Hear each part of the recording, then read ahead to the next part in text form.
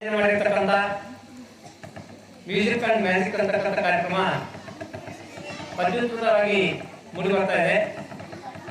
ನನ್ನ ಒಂದು ಅನಿಸಿಕೆ ಏನಂತಂದ್ರೆ, ಈ ಕಾರ್ಯಕ್ರಮ ಅಂತಕ್ಕಂಥದ್ದು ಹಲವಾರು ಶಾಲೆಗಳನ್ನು ಒಗ್ಗೂಡಿಸಿ ಮಾಡ್ತಕ್ಕಂಥದ್ದು.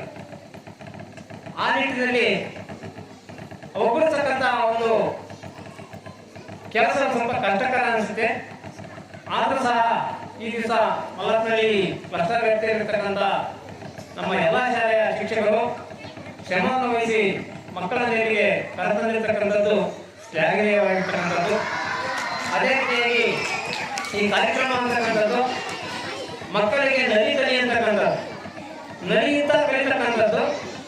ಏನು ನಾವು ಶಾಲಾಂತರದಲ್ಲಿ ಹಾಡುಗಳನ್ನು ನಮ್ಮದೇ ಆಗಿರ್ತಕ್ಕಂಥ ರಾಗ ಸಂಯೋಜನೆಯಲ್ಲಿ ಆಡ್ತಾ ಇದ್ದು, ಆ ರಾಗ ಸಂಯೋಜನೆಯನ್ನು ಜೋಡಿಸಿ ಉತ್ತಮವಾಗಿ ಇನ್ನು ಯಾವ ರೀತಿಯಾಗಿ ನಾವು ಹಾಡಬಹುದು, ಮಕ್ಕಳಿಗೆ ಕಲಿಸ್ಬೋದು, ಮಕ್ಕಳಿಗೆ ಸಂತಸದಾಯಕ ಕಲಿಕೆಯನ್ನು ಕಲಿಸಲಿಕ್ಕೆ ಈ ಒಂದು ಕಾರ್ಯಕ್ರಮ ತುಂಬ ಚೆನ್ನಾಗಿದೆ ಅಂತ ನಾನಾದರೂ ಭಾವಿಸ್ತೇನೆ.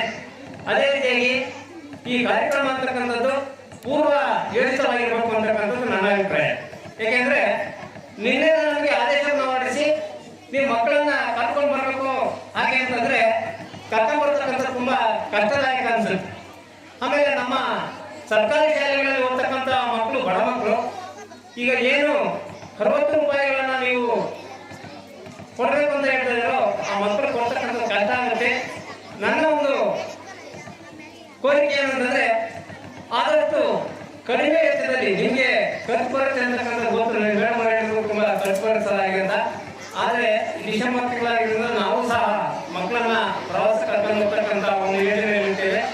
ಬಡ ಮಕ್ಕಳಿಗೆ ಪ್ರವಾಸಕ್ಕೆ ಹಾಗೆಯೇ ಇಂಥ ಕಾರ್ಯಕ್ರಮಗಳಿಗೆ ಹಣವನ್ನು ವೆಚ್ಚತಕ್ಕಂಥ ಶಕ್ತಿ ನಮ್ಮ ಪೋಷಕರಲ್ಲಿ ಇರೋದಿಲ್ಲ. ಆದರೂ ಸಹ ನಾವು ಶ್ರಮಿಸಿ ಕರ್ಕೊಂಡಿದ್ದೇವೆ. ನಿಮ್ಮ ಕಾರ್ಯಕ್ರಮ ಉತ್ತಮವಾಗಿದೆ ಅಂತ ಹೇಳೋದಕ್ಕೆ ನಾನು ಬಯಸ್ತೇನೆ. ಇಂಥ ಕಾರ್ಯಕ್ರಮಗಳ ಮೂಲಕ ಮಕ್ಕಳಲ್ಲಿ ಸೃಜನಾತ್ಮಕ ಚಟುವಟಿಕೆಗಳು ಹಾಗೆಯೇ ಒಂದು